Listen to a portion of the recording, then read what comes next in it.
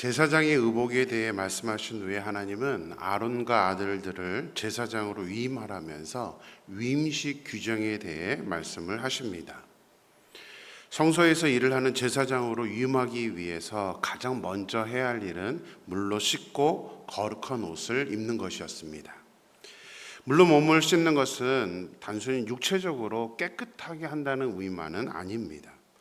하나님 앞에서 사역을 하는 사람으로 더러운 죄가 없는 영적으로 깨끗해야 한다는 의미가 기본적으로는 있고, 그 위에 육체적으로도 거룩해야 한다는 것을 의미합니다. 고린도후서 7장 1절 말씀 보겠습니다. 그런즉 사랑하는 자들아, 이 약속을 가진 우리는 하나님을 두려워하는 가운데서 거룩함을 온전히 이루어 육과 영의 온갖 더러운 것에서 자신을 깨끗하게 하자. 고린도후서 6장 마지막 부분은 우리가 하나님의 성전이기 때문에 믿지 않는 자와 멍에를 함께 매지 말고, 또 불법이 함께 할 수 없으며 빛과 어둠이 사귈 수 없다라고 말씀을 한 후에 이제 7장 1절에서 육과 영 두 가지를 같이 포함해서 온갖 더러운 것에서 자신을 깨끗하게 해야 한다라고 말씀하고 있습니다. 구약의 성전 개념과 이제 신약의 우리의 성전의 개념을 이제 같이 말을 하고 있는 것입니다. 자, 오늘 본문 9절 말씀 보겠습니다. 출애굽기 29장 9절입니다. 아론과 그의 아들들에게 띠를 띄우며 관을 씌워 그들에게 제사장의 직분을 맡겨 영원한 규례가 되게 하라. 너는 이같이 아론과 그의 아들들에게 위임하여 거룩하게 할지니라. 이렇게 위임식을 하는 아론과 그의 아들들을 물로 씻기고 거룩한 옷을 입히는 것이 그들을 거룩하게 하는 의식이라고 정의를 내리고 있습니다. 그러니까 물에 씻는 그 요소만을 얘기하는 게 아니라 그것이 거룩함이다. 우리의 영적인 것까지 포함을 하고 있죠. 출애굽기 28장에서 제사장의 의복 가운데 이마에 붙이는 패에 여호와께 선결이라는 글씨를 새겨서 제사장은 항상 거룩해야 한다는 것을 강조를 했었습니다. 위임을 하는 의식 가운데도 몸을 씻고 거룩한 옷을 입을 때 거룩해진다고 말씀하시는 것은 하나님을 섬기는 제사장에게 있어 가장 중요하게 요구되는 사항이 바로 거룩이기 때문입니다. 거룩함, 구별됨, 세상 사람들과는 다른, 일반인들과 다른 구별된 사람이라는 의미입니다. 어떤 사람들은 형식이나 겉모습은 중요하지 않다라고 말을 합니다. 물론 하나님은 성경에서 분명하게 중심을 보시는 하나님이라고 말씀을 하셨습니다. 중심이 가장 중요합니다. 그렇다고 해서 하나님께서 우리의 겉모습은 어떻게 되든 상관이 없다라고 말씀하시는 것은 아닙니다. 만약 겉모습에 대해 모든 것을 허용하신다면 굳이 제사장의 의복을 설계하실 이유도 없고, 몸을 씻고 또 거룩한 옷을 입어서 그게 거룩해진다는 말씀도 하지 않으셨을 것입니다.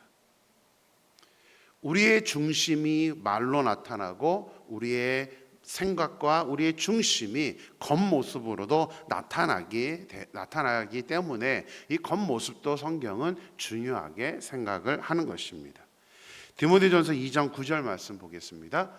또 이와 같이 여자들도 단정하게 옷을 입으며 소박함과 정절로서 자기를 단장하고 따은 머리와 금이나 진주나 값진 옷으로 하지 말고.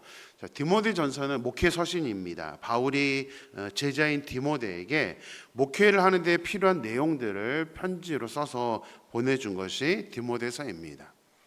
디모데전서 2장은 이제 기도에 대한 가르침이고, 후반부에서 이제 여인의 태도에 대해서 교훈을 하고 있고, 3장에서는 이제 어떤 사람을 직분자로 뽑아야 하는지 그 기준에 대해서 교훈을 하고 있습니다. 그런데 그 직분을 말하기 전에 여자에 대해서 디모데전서 2장 후반부에서는 먼저 이제 어떤 여인을 어떻게 목회를 하면서 지도해야 되는지에 대해서 말씀을 하고 있는데, 바울은 먼저 여자들도 단정하게 옷을 입으라라고 교훈을 하고 있습니다. 단정하게로 번역된 헬라어 단어는 코스미오라는 단어입니다. 사람의 성품과 관련해서는 행동이 선하다, 질서가 잡히다라는 뜻으로 사용이 됩니다. 하지만 이제 옷이나 외모에 관련돼서 사용할 때는 이제 좀 단정하게 정돈된 그런 모습으로 사용이 됩니다. 영어에서 외모를 치장하기 위해 사용하는 화장품을 우리가 코스메틱이라고 그러죠. 이 코스메틱이라는 단어가 바로 이 헬라어 코스미오라는 단어에서 유래가 되었습니다. 코스미오라는 단어는 이제 신약 성경 가운데 한 군데 더 사용을 하고 있습니다. 디모데전서 3장 2절입니다. 같이 읽습니다. 그러므로 감독은 책망할 것이 없으며 한 아내의 남편이 되며 절제하며 신중하며 단정하며 나그네를 대접하며 가르치기를 잘하며. 디모데 3장에서 감독이 된 기준으로 단정해야 한다라는 이 말에도 이 코스미오라는 단어가 사용이 되었습니다. 여기서는 절제하다, 신중하다라는 표현과 함께 하고 사용을 하고 있기 때문에 공동 번역에서는 이 단정하며를 품위 있게라고 번역을 했습니다. 영어 성경은 respectable, 존경할 만한이라는 단어로 쓰고 있고 또 good behavior, 행동이 선한이라는 단어로 번역을 하기도 했습니다. 물론 이제 성품으로 번역을 해도 되지만 여기서는 2장과 연결돼서 보면 외모적으로도 단정해야 한다라고 해석을 하는 것도 큰 문제는 없는 말씀입니다. 왜냐하면 디모데전서 2장과 이 3장 두 군데에서만 이 코스미오라는 단어가 사용이 되었기 때문에 이제 같은 맥락으로 우리가 해석을 할 수가 있습니다. 디모데전서 2장에서 좀 전에 여인에 대해서 얘기할 때는 이제 단정하다는 것을 옷을 입을 때를 의미합니다. 단정하게 옷을 입어야 한다. 그리고 따은 머리와 금이나 진주나 값진 옷으로 이제 장식하지 말아라라고 교훈을 하고 있습니다. 냉소적인 사람은 무슨 조선시대 가르침이냐라고 말할 수도 있을 것입니다. 그런데 하나님께서 왜 외모에 대해서 이렇게 설명을 하고 있는지를 우리는 이해를 해야 됩니다. 하나님이 중심을 보신다고 그래서 외모를 보시지 않는다라는 의미로 그 말씀을 우리가 받아들여서는 되지 않습니다. 서로 충돌되는 것 같지만 그것은 아닙니다. 가장 중요한 것은 중심이라는 것이지 외모만 꾸미면서 중심을 외면하는 것을 하나님이 경계하는 모습이지 외모를 무관심하게 내버려둬라라는 의미는 아닙니다. 그래서 외형적인 모습도 우리가 어떠한 중심을 가지고 살아가느냐, 그 외형을 꾸미는 것을 하나님은 이 여인에 대한 말씀을 봤을 때에 허영을 부리고 이런 의미가 아니라 단정하다라는 의미는 사람들이 어떻게 보는지에 대한 그 시선도 우리가 잘 생각하면서 화려하게 꾸며라, 예쁘게 꾸며라라는 의미가 아니라 단정하게 사람들이 인정할 만한, 그 인정을 받을 만하게 그 외모도 꾸며야 된다라고 말씀을 하고 있는 것입니다. 제사장이 몸을 씻고 하나님이 설계하신 옷을 입음으로 거룩하게 된다는 말씀은 하나님께서 하시는 말씀입니다. 그래서 우리의 몸과 우리의 의복도 우리가 항상 거룩해야 된다. 세상의 흐름이 막 이렇게 간다고 해서 거기를 따라가는 게 아니라 우리가 단정하게 또 거룩하게 옷을 우리가 입고 우리의 또 외형도 꾸미되 더 중요한 것은 우리의 중심이 어떻게 꾸며져야 되는가, 우리 중심이 어디에 있는가를 생각을 해야 한다는 사실입니다. 신약시대 우리도 왕 같은 제사장입니다. 그래서 우리 역시 외형적으로도 잘 단정하게 우리가 다른 사람들이 볼 때에 인정받을 만한 그런 모습으로 우리가 하나님이 원하시는 모습으로 꾸밀 수 있어야 하며 또 우리의 내부를, 우리의 인격과 우리의 신앙을 잘 꾸밀 수 있는 저와 여러분의 삶이 되기를 주님의 이름으로 축원합니다. 자, 제사장으로 위임을 하기 위해서 가장 먼저 몸을 씻고 거룩한 옷을 입어야 한다고 말씀하신 후에 하나님은 수송아지를 회막 안으로 끌어와서 속죄제를 드리고 그 후에 순양 한 마리로 번제를 드리라고 말씀하십니다. 번제는 헌신을 상징하고 화목제는 하나님과 화목함을 상징합니다. 근데 제사장으로 사역을 하는데 왜 가장 먼저 속죄제를, 화목제가 아니라 속죄제를 가장 먼저 드리라고 하신 걸까요?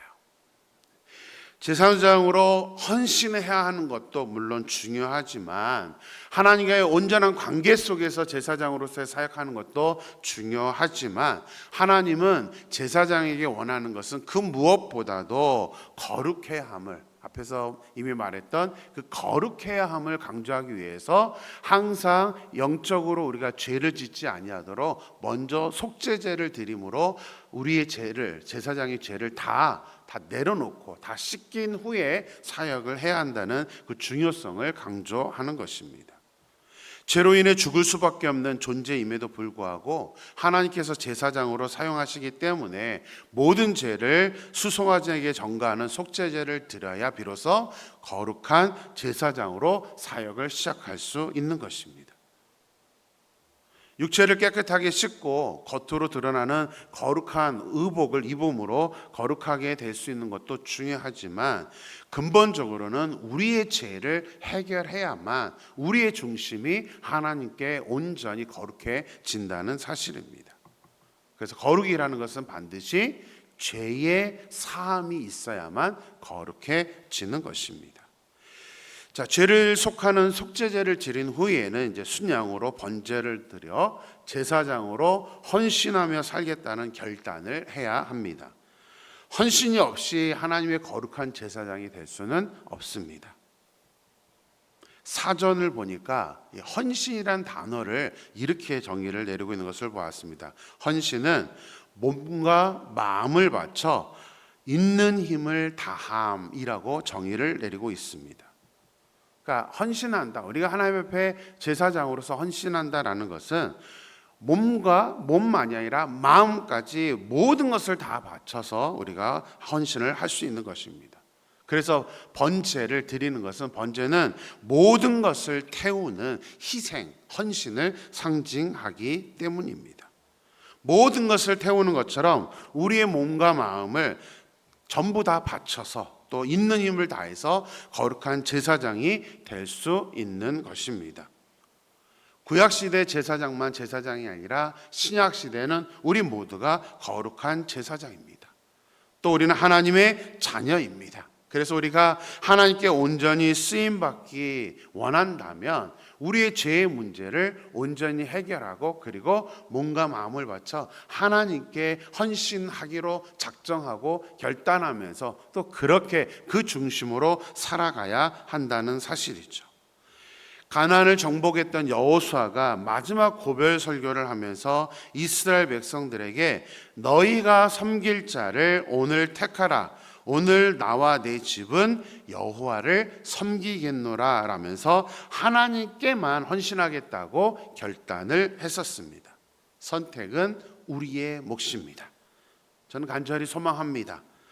우리 이마누엘교회 모든 성도님들, 또 저와 우리 모두가 정말 죄의 씻음과 하나님께 헌신하기로 결단함으로 하나님께 온전하게 쓰임받는 하나님이 기뻐하시는 제사장이 될 수 있게 되기를 주님의 이름으로 축원합니다. 기도하겠습니다.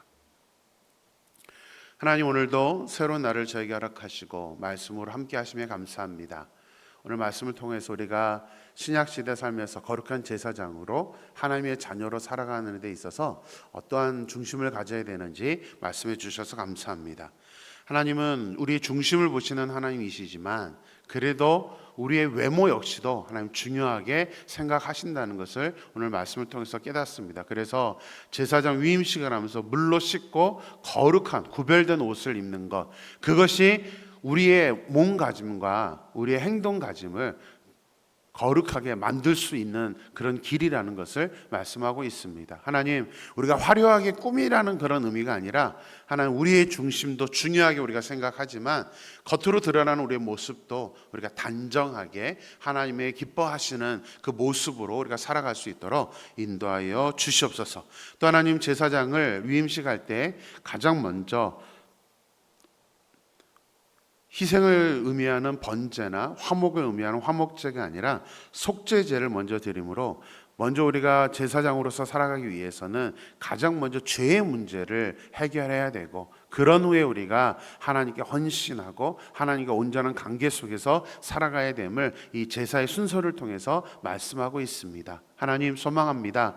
우리가 주님의 제사장으로서 먼저 정말 죄의 문제를 해결하며, 그리고 죄의 문제만 해결했다고 끝나는 것이 아니라 온전히 우리의 몸과 마음을 다해서 하나님께 헌신하며 나아갈 수 있는 우리의 삶이 될 수 있도록 역사하여 주시옵소서. 하나님께서 온전히 이끌어 주실 줄 믿고 거룩하신 예수님의 이름으로 기도드렸습니다. 아멘.